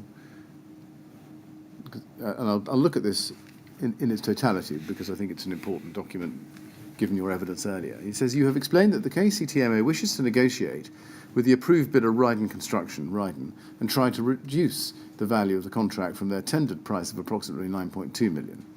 The price reduction will be achieved via a number of means, comprising omitting certain parts of the works, including the play area, utilising a number of the alternative design solutions set out in their tender bid, summarised on page 9 of the Artelia tender report, attracting eco-funding with Ryden's assistance, as anticipated in the tender documents, and value engineering a further £300,000, again as anticipated in the tender documents. EU compliance risk. As discussed with you on Friday, there is always an element of EU compliance risk when the contracting authority looks to vary the tendered price of a contract post-tender, unless the variation has been expressly provided for in the tender documents and the form of contract. There is a further risk involved where the contracting authority seeks to enter into negotiations solely with the preferred contractor following the award of the contract. Following our discussions, we advise that it is technically possible for one of the unsuccessful contractors to challenge KCTMO on this basis. However, we consider that the likelihood of such a challenge being successful is relatively low, as follows. The shortlisted tenderers were informed that the final value of the contract may vary, depending on which of the alternative price structures KCTMO chose to go with. This mitigates some of the risk of the proposed variation. We also note that the revised price still remains within the £8 to £10 million contract price set out in the OJEU notice. The tenderers were given an equal opportunity to bid for the alternative price structures, which mitigates the risk of challenge on this basis, provided that all the bidders were working from the same specification or proposal and the assessment was undertaken fairly and equally. The value engineering of £300,000 may attract criticism, as the other tenderers are not being given an equal opportunity to make equivalent changes to their price. However, a change of £300,000 for a contract estimated at £9.7 million is relatively insignificant in terms of price. The forthcoming EU directive, which is not yet enforced, defines material change for EU challenge purposes as an increase or decrease of 15% from the original price. So in the context of the forthcoming changes to the EU regulations, a reduction of £300,000 is not a material change purely on the basis of price. Even if the unsuccessful contractors were to challenge on this basis, they would find it difficult to establish that they had lost an opportunity to bid for the contract, given that their prices were significantly higher than Ryden's. You've noted that the second-ranked bidder would have had to value engineer almost £1 million off their tender bid to be able to meet the KCTMO's budget, which suggests that it would be very difficult for that bidder to demonstrate that they could have won the contract. It seems unlikely that a contractor would want to challenge KCTMO on the basis of a contract being smaller than originally expected. Challenges tend to be more common when the contracting authority is adding additional works to a contract that were not notified to the bidders at the tender stage. It seems unlikely that a contractor would wish to bring a legal challenge against KCTMO on the basis of a £300,000 price difference. And then it says this. On a related point, we note that Ryden submitted a much lower tender price than the other bidders. Did KCTMO consider the possibility of this being an abnormally low tender? And are you satisfied that Ryden's bid is sustainable? There is no mention of this in Artelia's report or the draft report, so we wanted to check this. FOIA risk. KCTMO should be careful about what information is in the public domain. Any information that you wish to keep confidential should be in an exempt appendix if needed, which means that in the event of an FOIA request, the board report could be disclosed, but not the exempt appendix containing confidential information. The appendix could include the Artelia report, which is very detailed. Any appendix to the board report that you would like to keep from disclosure under FOIA should be identified appropriately. The usual wording we put on documents is along the lines of confidential and commercially sensitive, and hence exemption from disclosure pursuant to sections 41 and 43 of the Freedom of Information Act 2000. This wording will not guarantee that any withholding of the documents on this basis would be successful, but this may assist with the argument. Next steps. We hope this is useful. Please get in touch if you would like any further information. Kind regards, John Ford. Now, I've read that to you in full. The first question I have for you is this the advice post the award of the bid to Ryden that you were referring to earlier this morning? Yes, this is the advice I took ahead of the board report on the 27th of March. Thank you. It's clear from the text I've just read to you that there's no reference in there to any discussions that you had had with Ryden before the 18th of March or on the 18th of March, but before they were notified that they were the winning bidder. Is there?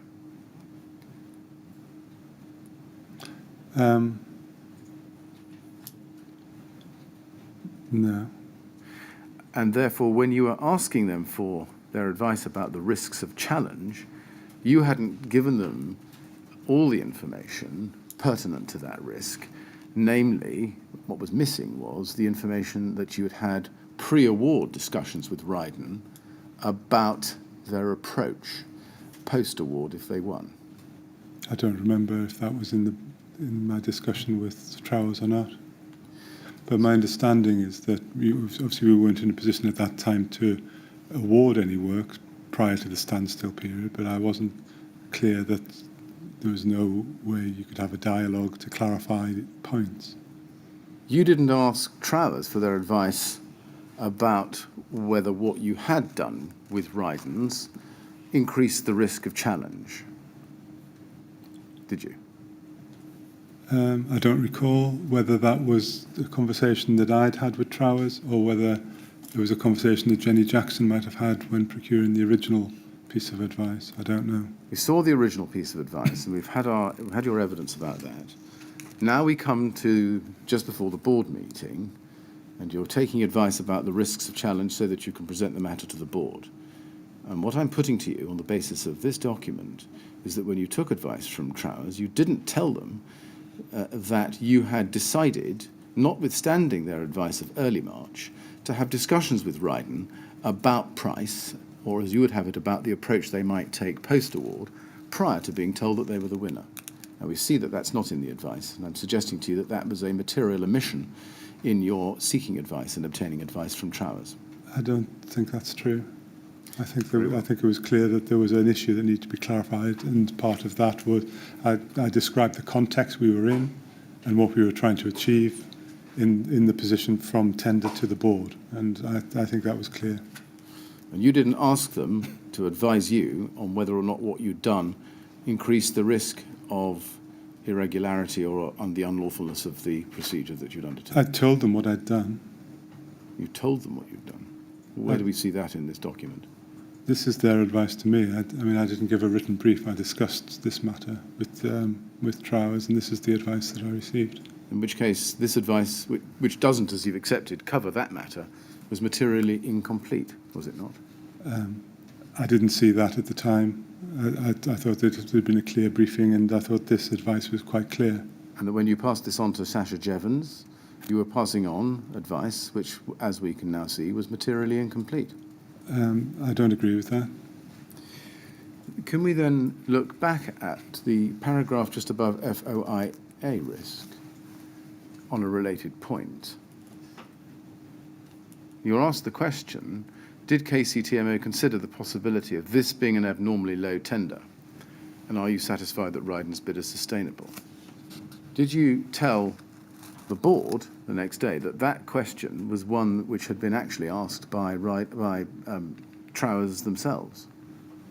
It had been. I didn't say it had been. It had been asked by Trowers, but it had been an issue that had been considered in the original evaluation by Atelier, I understood, and so I think there was consideration given to this, and in reality, the project was delivered on budget, so that's the best sign as to whether or not the price was the correct price. Well, Mr. Maddison, if I may say so, the fact that the project was delivered on budget is not of great assistance to us, given that we know what happened to the building.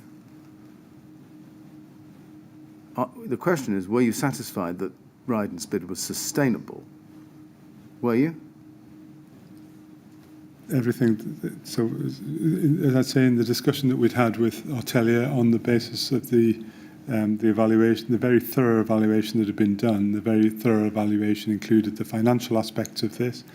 The Atelier were comfortable and we were comfortable that this was a bid that could be sustainable. When you were asked the question, are you satisfied that Ryden's bid was sustainable, that was a bid of £9.2 million, which, as we know, was £800,000 higher than the budget which had been given to you by RBKC, with which you were stuck. In those circumstances, wasn't it doubly important to make sure that Ryden, if brought down by the sum of £800,000 from the already possibly abnormally low tender, could be sustained? I don't think anybody thought that it was unsustainably low. If it felt like it was. The grouping of the tenders was relatively close. It was assumed that there was due consideration given to this as part of the financial evaluation. I understand through the quantity surveyors, and so I wasn't aware that there was any risk of it being an unsustainably low tender. Well, we have your lawyers pointing out to you that Ryden submitted a much lower tender price than the other bidders, and asking you the question of whether you thought it might be abnormally low, and that's at 9.2 million. Did it not occur to you to ask yourself, well, even if the £9.2 million isn't in fact abnormally low, there's a real risk that at £800,000 less, it might very well be unsustainable? Did you not have that thought? I gave thought to whether the price was sustainable, and this has been discussed and evaluated in detail by a set of quantity surveyors and my team, and nobody has raised a significant concern. Towers quite rightly here are saying, have you thought of this? The answer is yes, we've thought of it, and we think that it looks okay. But at 9.2 million, you may have answered the question. Did you ask yourself the same question at 8.4 million? But the 8.4 million will be taking out works or change in work, so I don't make the connection between an unsustainably high. I don't understand the point you're trying to make here. Well, I think you do understand the point you're trying to make. You need to bring Ryden down by £800,000 to come within the budget. Are you suggesting now that actually you would change the scope materially in order to do that? No. No, I didn't think you were. And therefore, all I'm putting to you is that even if, on being warned of the problem, you satisfied yourself that the bid was sustainable at 9.2 million, how did you go about satisfying yourself that a further reduction of £800,000 would remain sustainable? I don't think we are being warned of a problem. Our solicitors here are saying, have you thought of this? And the answer is yes, we have thought of this. The professional team has considered this, and it's felt to be a sustainable scheme. The £800,000 is part of that evaluation, so it's actually £300,000 difference between the bid cost and so we did give. I think this was given due consideration by the professional team in their evaluation. Very well. Mr. Chairman, I've come to the end of my prepared questions. It's now 4 o'clock. It might be sensible if we take the 30-minute break now for any follow-up questions that either I or others may have. And then I was going to come to deal with those, and then, as a separate exercise, come to the question of the disclosure of the notebooks. Right. Is that convenient? I'm quite content to do it that way. I'm just wondering whether we need to break for as long as half an hour, because by the time we've had a half an hour's break and you've found some more questions, and then we've had further questioning, the afternoon's going to be getting quite long, isn't it? Well, I'm loath to go back on something that I've offered people, but if we say 20 minutes with a liberty to apply for another 10. I think that would be better. All right. Yeah. We're going to have a break now. You probably know this, Mr. Maddison, but when the council reaches the end of his questions, he needs an opportunity to just make sure nothing's been overlooked. And there are other people who are not here who may wish to send in questions as well. So we're going to have a break now until 4:20. Then we'll see if there are any further questions. And then there are other matters that need to be dealt with. All right. Okay. So would you like to go with the usher, please?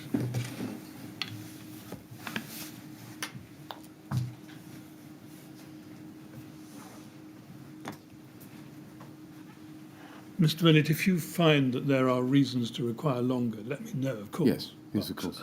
I'd quite like to keep this moving. Yes, Mr. Chairman, of course. All right, 20 past 4, please.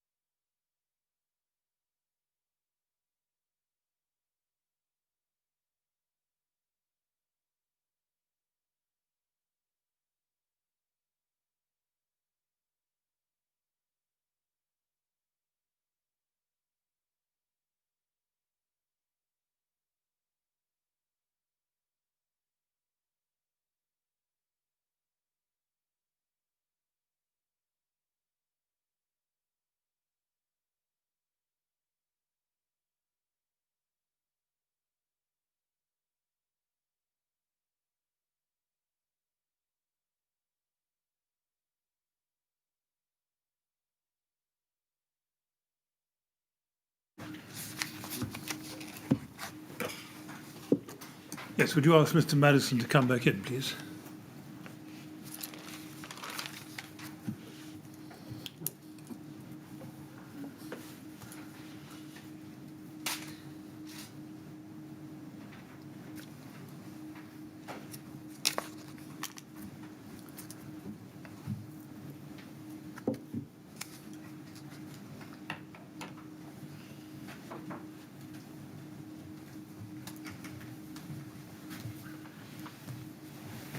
All right, Mr. Maddison?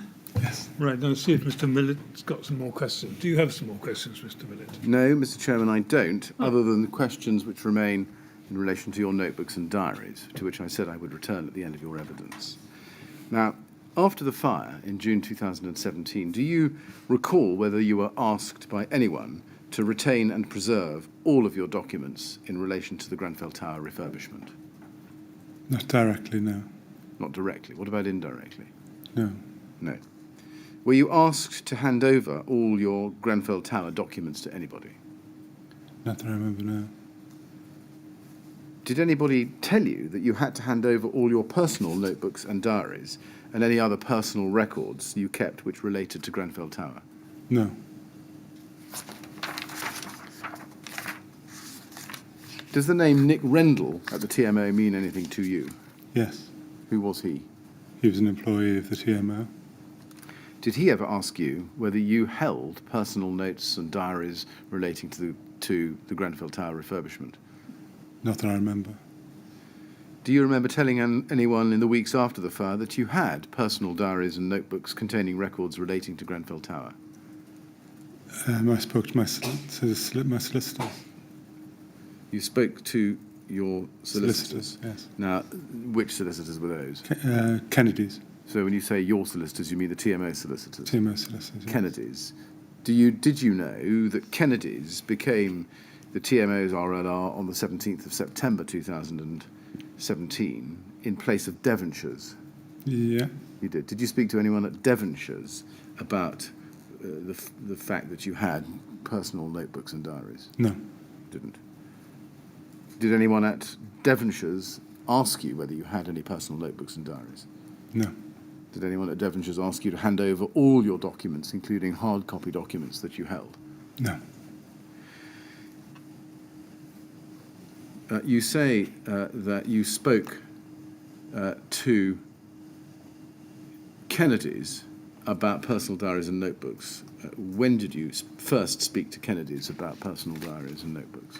I can't be sure of the exact date, but shortly after, in the weeks after the fire, I went through and did a transcript of all of my notebooks to try and create a timeline of what had happened over the time, and did the same with my emails. And I sent that document across to Kennedy's with a heading, "My Notebooks." And so it was a transcription, basically, of what was in my notebooks. And then I subsequently mentioned to one of the partners at Kennedy's that asked what I should do with my notebooks, and he advised me to keep a hold of them. Right. When did you have the conversation with one of the partners at Kennedy's about your notebooks? I think that must have been in 2018.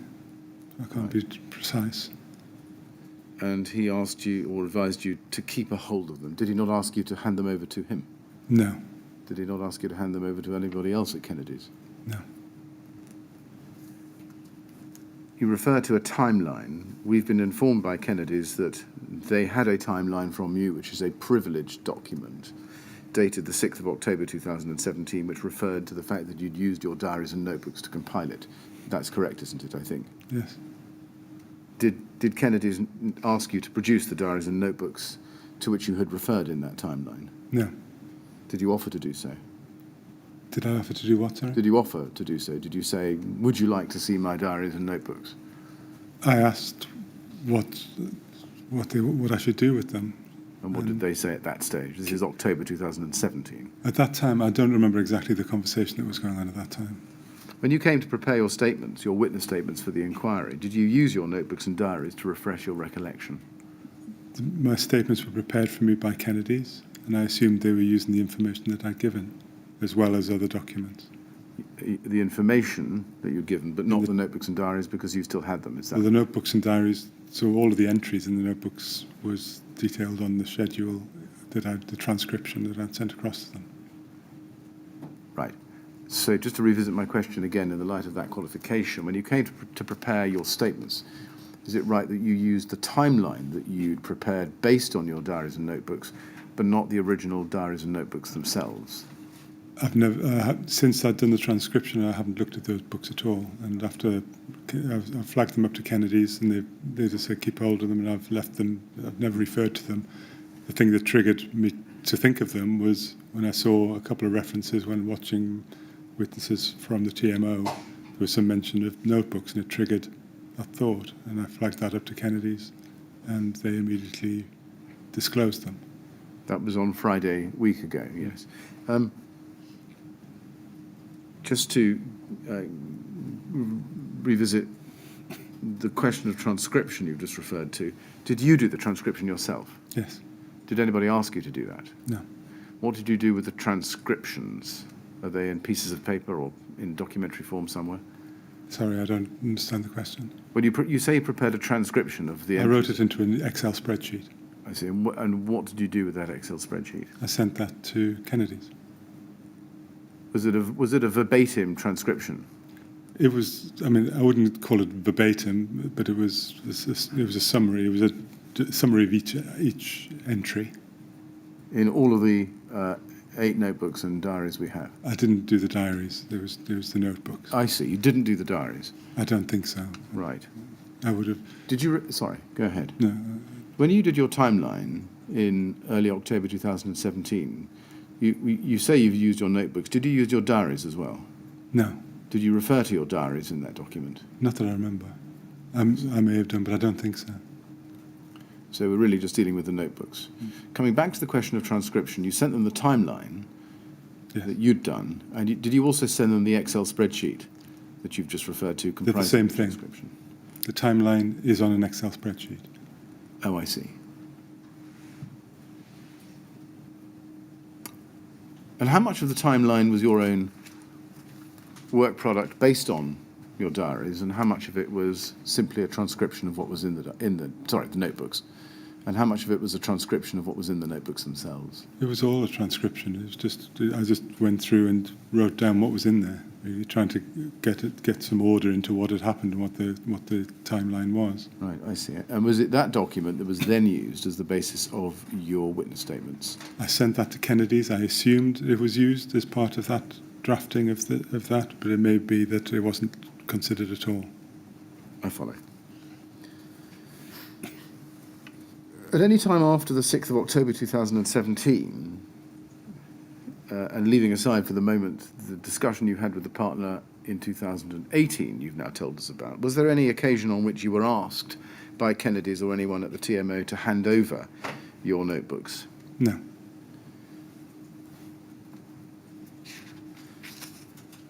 Turning to the question of the diaries, did anybody either at Devonshire's or Kennedy's ever ask you to look for, and if you found them, to hand over your diaries? No.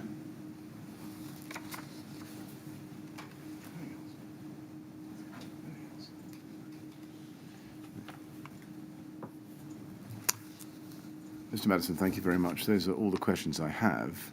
I should just tell you that so far we've had correspondence with Kennedy's about this subject, but we are yet waiting to hear from Devonshire's and possibly from Mr. Rendell himself on the subject. But subject to anything that comes out of those responses, those are all the questions I have for you on the question of your notebooks and diaries.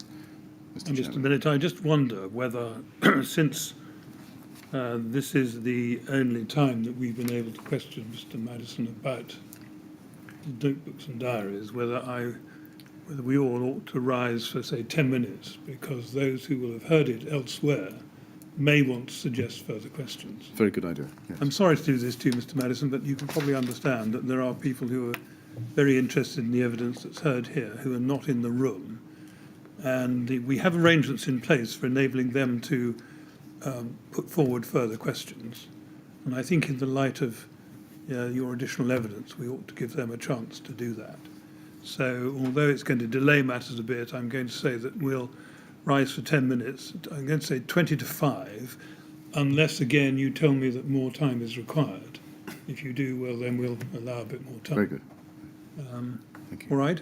So I'm afraid, can I ask you to go with the usher again, with the usual warnings about not discussing things, and then we'll try and get you away.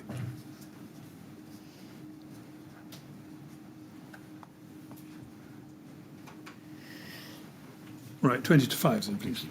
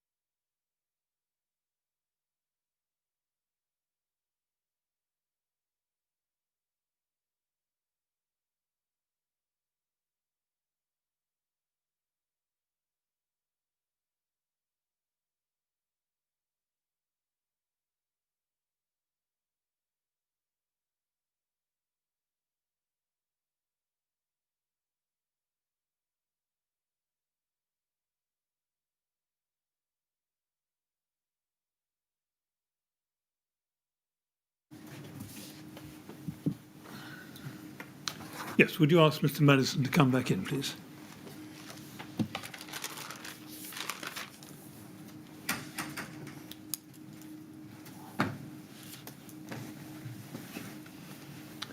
Right, Mr. Maddison, let's see if there are any more questions for you. Mr. Millett? Mr. Chairman, just one or two.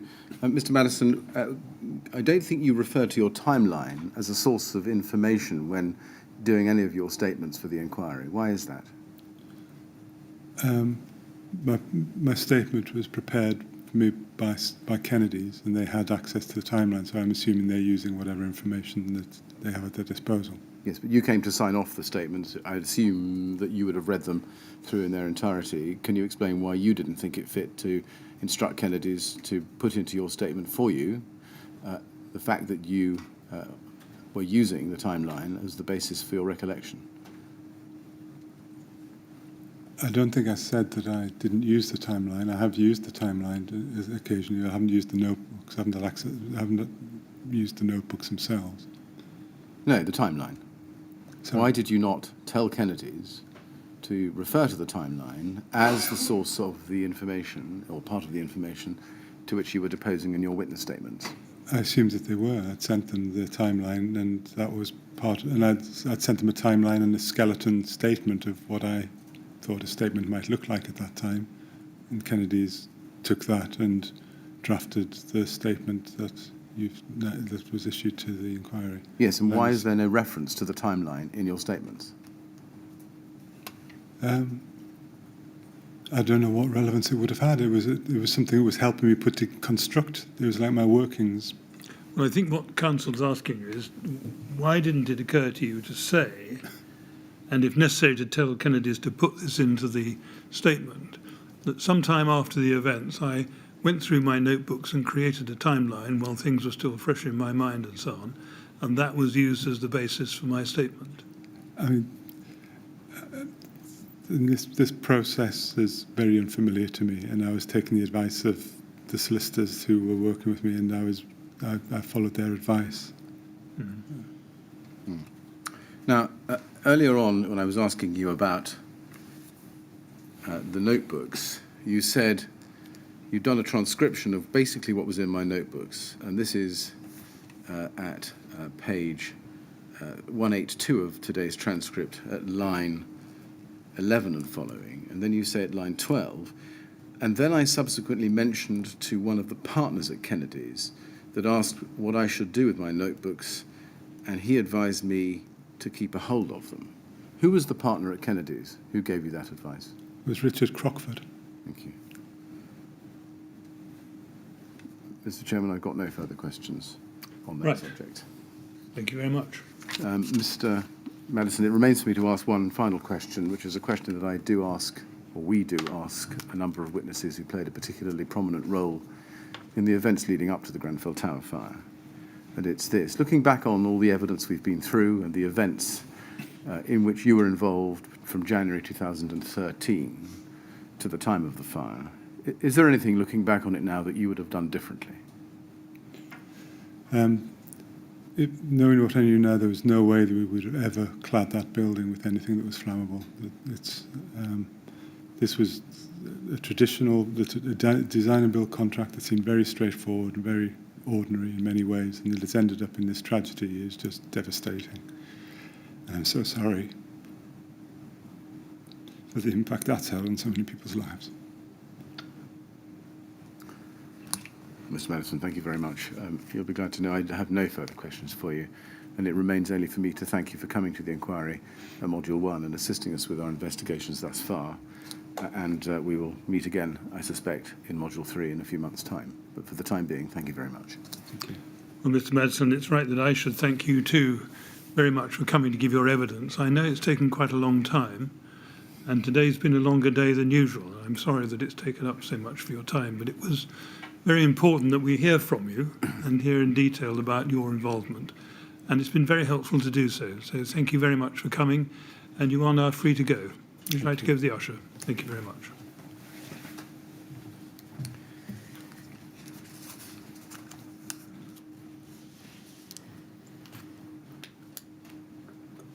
Right, Mr. Millett.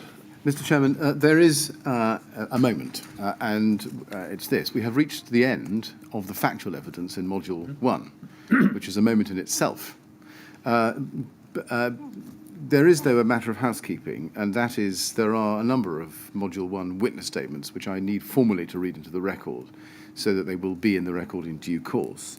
Can I ask to have put up on the screen, please, IDX 0320.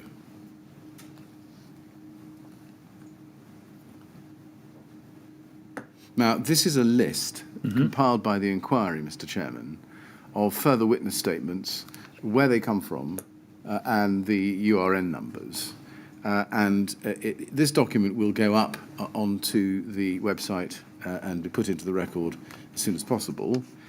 The schedule of witness statements themselves is there. The actual witness statements themselves will be published by the inquiry on the website over the next or in the next few weeks. But for the time being, those are the references. And it's right that those are put into the public record. Right, so all these statements that are identified here are to be taken as having been read into the record and therefore to form part of the evidence before the inquiry in this Module 1. Yes, Yes. correct. Thank you. Well, Mr. Chairman, there it is. As it were, the Module 1 factual evidence is now closed, and we now proceed to the Module 1 expert evidence, starting with Beryl Menzies tomorrow morning. Good. Thank you very much. Well, that's the point at which we'll close for today.